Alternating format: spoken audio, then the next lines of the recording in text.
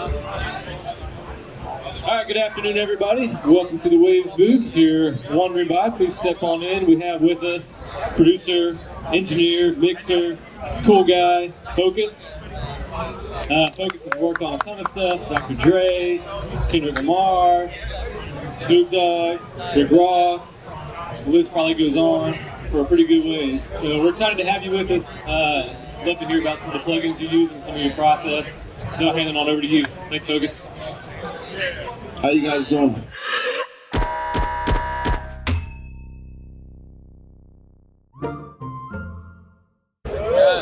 Good. I appreciate you guys for being here. Good time. Thank you so much for having me here. I'm going to get into some of the stuff that a lot of the more technical guys don't get into. I'm more of a creative guy.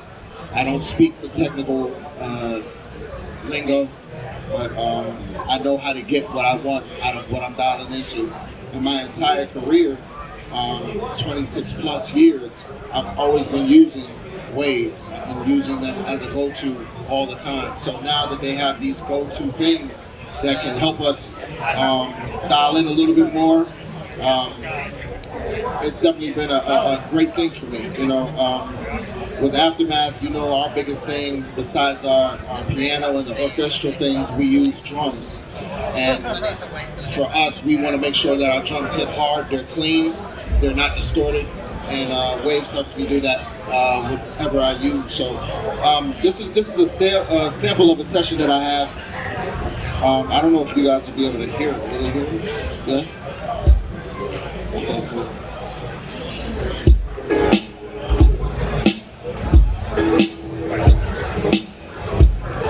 So I'm gonna show you something here. We'll go to the snare without waves on it. I don't know if you can hear it, but yeah, it's gonna be hard for them to hear it, huh? Yeah, cool. So if you listen to this, it's just a snare that I sampled off of vinyl, so you can hear the noise. One of my go-to plugins is RVox.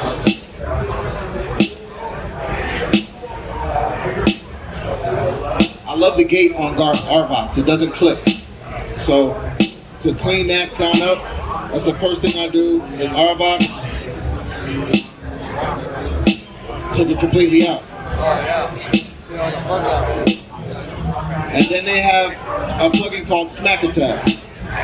It's an amazing transient.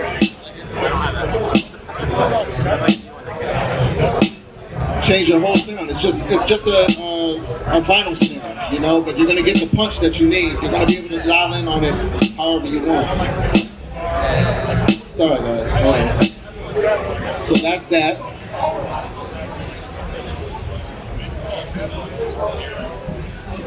And now my kick. And this is how I literally work. Same thing with this one.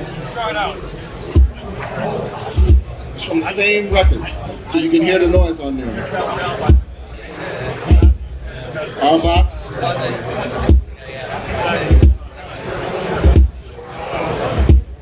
And then this is torque.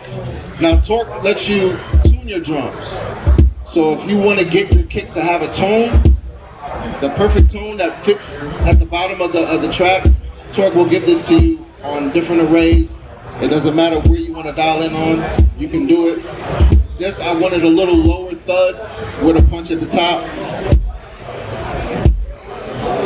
You see how that changed it? And it doesn't matter what you use, it doesn't matter what sound you use, you just have to be able to dial in. So what's your method there for choosing what pitch you're going for with torque? Anytime I'm looking for a pitch and I don't understand how else to convey this better, it's a feeling.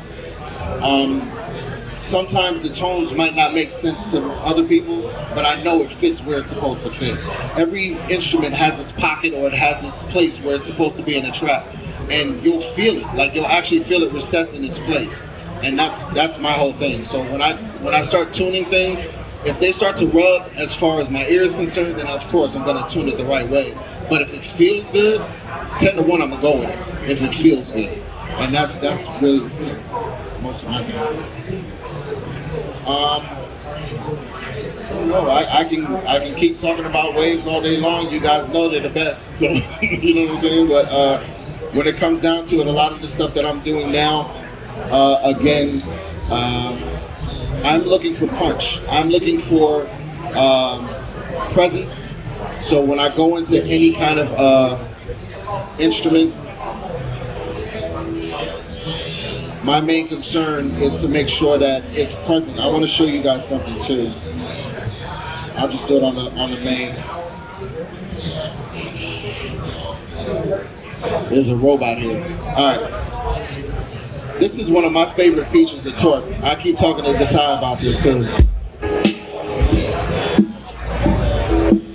Their filter is crazy. Now you know everybody does that filtering thing in their song. This one is the most articulate filter I've heard. You can't automate it so much to where you can do that same thing, but you can bust it out and record it.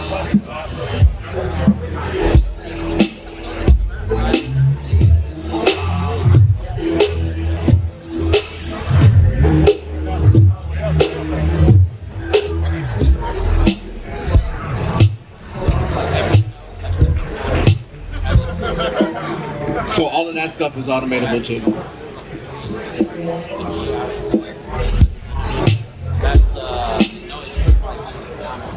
So you're actually using the sidechain monitor bus in Torque as a filter to automate for your track? Whenever I can. That's good.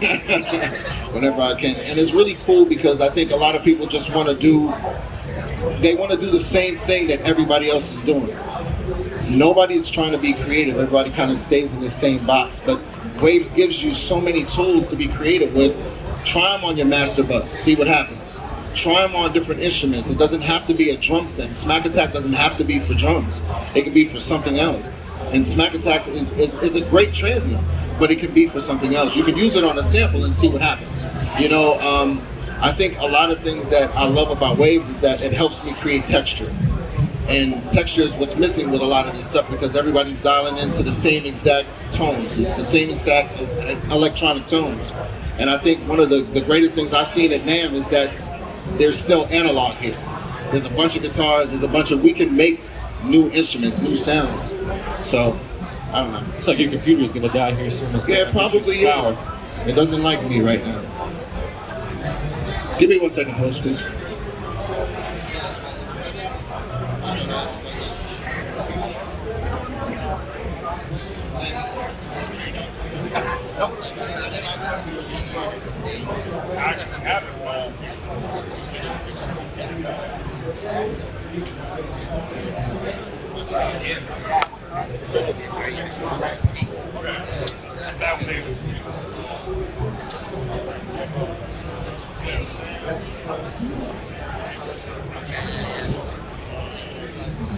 Oh, thank you, bro. This is my cousin Dave. It's Grady. Good to meet you, Dave.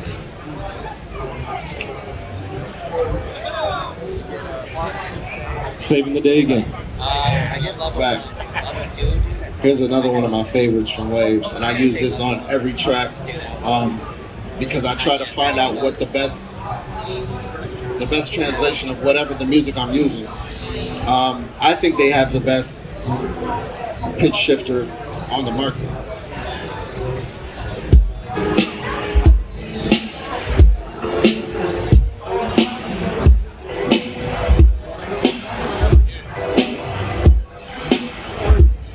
Now I just want to, what did I go on? Three steps. Now if you think about most pitch shifters, you'll start to hear it garble.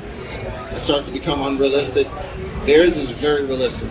You can stretch it as much as you can. You're gonna get some kind of distortion in your sound, but it's not gonna be something that is so irritating, you know?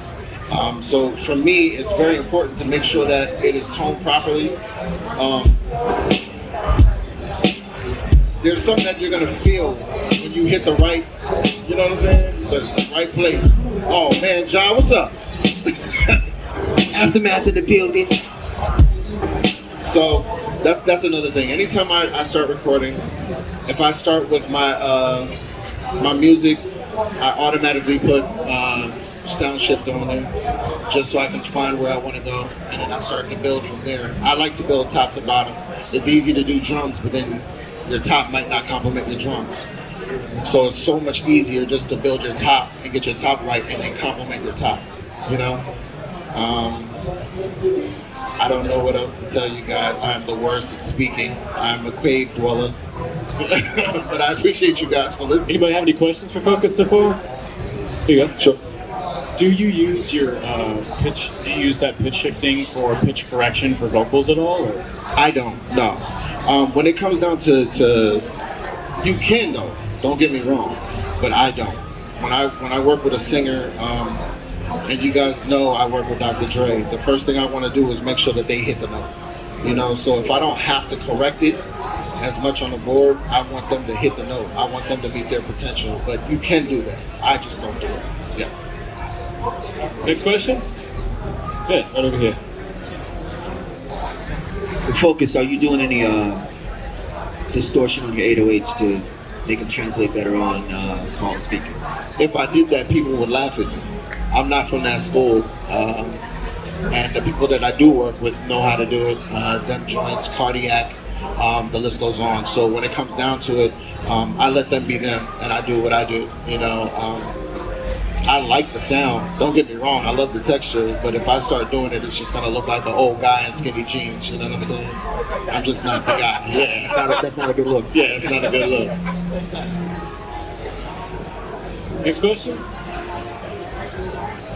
What do you do approach-wise when you're starting to build a track to kind of keep everything from just kind of settling in that same layer? Like, how do you kind of start differentiating sounds and putting things in their place to kind of build textures?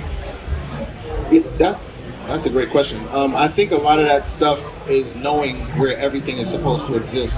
Being in the industry as long as I have, when I first got started in New York, everything was muddy. Everything was muddy. I just had to make sure my drums were knocking, but you couldn't hear any distinction in sounds in my music. It was just bass heavy and drum heavy.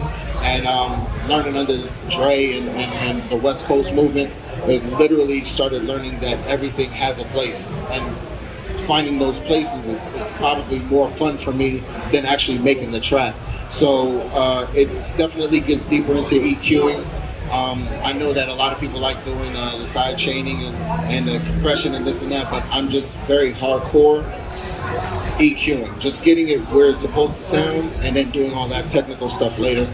So when I first get started on anything, I'm just literally putting it there and making sure that I'm giving myself enough headroom to drive the record, but everything can't come straight down the middle and it's all loud. It can't do it. Nothing is supposed to all exist in one space. We listen this way. So you play with all of that. Yeah, I think one mistake I've seen a lot of people make when they're starting out producing tracks and stuff is every instrument is a stereo track panned left and right, and everything just kind of sits in that same zone. And it's not a bad thing. Sometimes it can work. The less instruments you use, the more that'll work. But if you start to use more instruments and you're using almost 20 tracks and everything's left and right, it's just like it's all driving down the center. So you have to turn around and start to learn, okay, when you look at a kit and how they mic up a kit, they'll have a mic for the hi-hat, snare, kick, toms, all of that stuff, but it's all panned differently on the board. So sometimes the hat will be a little bit to the left. You don't want it right over the snare, because the snare is going to get bleed from the hat anyway, right? The hat's going to get bleed from the snare, right? So why would I want that exact same tone coming straight down the middle? I have to turn around and start to pan out. I have to make sure nothing's phasing and you're getting that tone and it's distorting on itself. So it's the same thing with any track. You want to make sure that you give it room to breathe. Give it its own space so it can breathe and exist. Hi. Hi. When working with Busta Rhymes, how did he process his vocals since it's so fast? And Busta Rhymes wants to be the loudest thing on Busta Rhymes. Right? That's why I was asking. Yeah. But Busta Rhymes is an entity. He's a powerful person. So when he speaks on the mic, no matter what you do, you can turn it down all you want. It's going to be loud.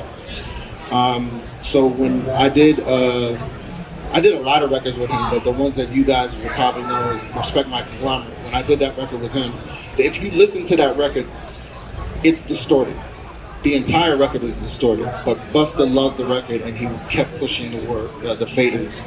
And even when he had his engineer mix it, I kept telling him it was distorted, but he wanted it like that, and it's cool and it worked and it vibed out for him. But as a whole, that's not like, I wouldn't have done that, Follow-up question. What about with working with Dr. Dre, or any cool stories that you might want to share with any of the artists that you can speak on a public setting?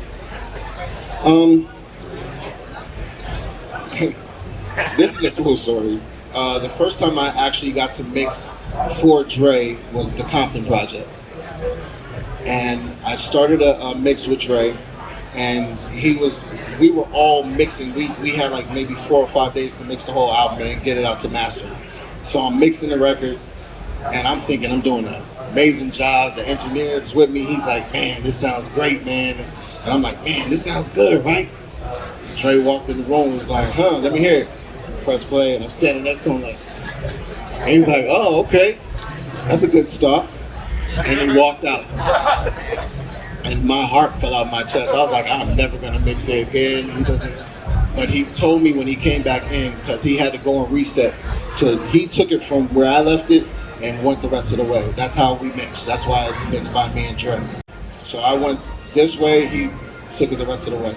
He said, you have to stop mixing with your ears and start mixing with the feeling. He's like, there's something that I want to feel. He's like, you're almost there, but it's not quite. And I was like, okay, cool. So I watched him, and a lot of the things that he does, he's able to hear where the sound is supposed to go. And it's nothing for him. Like for me, I'm just like, man, okay, it's a hi-hat, let me put it a little to the left. Nah, I'm gonna turn around and make this hi-hat do this. Because that's what I feel. That's how it's supposed to do it. And he hears that stuff. So I'm just like, okay, I get it. And there's a lot more technical stuff when it comes to mixing that Dre. It's innate for him. I'm still creative. I put it where I like it. And that's not how you mix. You're supposed to mix for everyone to feel the same idea. So I'm still learning. Are you guys mixing primarily in the box or on the desk? No. How do you guys work? We are on the SSL. He won't let us mix in the box. He goes, that's cool. And he literally says that. Yeah, he loves the SSL. It's old school. It's old school, but it gives us the right feel. So when you're working on a track and you are in the box, what's your go-to EQs and compressors and stuff like that you're using before you take it there? See, that's the thing. Everything I do when I'm doing ideas, I'm going to, of course, the stuff that I just mentioned to you guys from Waves, but I go just straight to the stuff that's in Logic, only because once I export it, we're not going to end up using it. So no matter how sweet I make it, I don't want to print it and give it to them so that we can mix it on the SSL. So a lot of the stuff we end up doing is just exporting raw. The only thing that I do get to keep on there, like I said, is like sound pitch shifter, our sound shifter, the RVox. I get to keep the torque on there. Like the stuff that makes the sound, I can keep it on there. But as far as EQs and compressions and reverbs, he doesn't want it on there. We do that all on the board. Yeah. You guys have a question? Next question? It's a Q&A. It kind of works. Question, answer. No, that's cool. Question. How do you process synths with Dr. Dre or any synths? Okay. How do you like to process them? It depends. Yeah, you know what? It depends on the sound. A lot of the stuff that I've been getting lately, I've been finding some amazing sounds, and I really don't have to do much. I love making my own samples, if you will. So it's just making it exist inside of a soundscape that I'm creating. But it's not really any kind of secret processing. If I want something to be wider, I use the Waves doubler. And the doubler has been, a saving grace for a lot of people, because once you turn around and you hit it on there, you don't even have to touch it. The moment you put it on there, it just throws the sound out. And that's really cool. It really adds a dynamic to the track as well. What's the approach for you guys when it comes to mastering? Are you making it as loud as you can and then sending it off? Are you leaving some room for mastering engineers, or what's the approach for you guys? Yeah, we're just loud. Just loud? Yeah, it's just loud. It's red. I don't think I've ever seen yellow at Aftermath. Do we do yellow? No, we don't. It's just red, right? Just as it. If there was a color past red, we're there. But he's able to do it to where it doesn't translate as distortion. We definitely give them headroom to work with the master. Any other questions? Yeah. With the drums, like over there, is it the drums pretty much in the red, and then you just kind of mix around there because the drums are like everywhere. You know what I mean? Like with the drums in the red, then you just kind of bring it down so it's not clipping on the master. It's funny. All of our drums mine come out of the box red. But when they go to the board, we do our best not to hit the board hard. Once you hit the board hard, you have nothing to go to in mastering or any place else. Doesn't matter. So we do our best to bring it down. Any other questions? Focus, thanks for being with us, man. Thanks for all the knowledge. Thank you guys. Thank you so much. Yeah.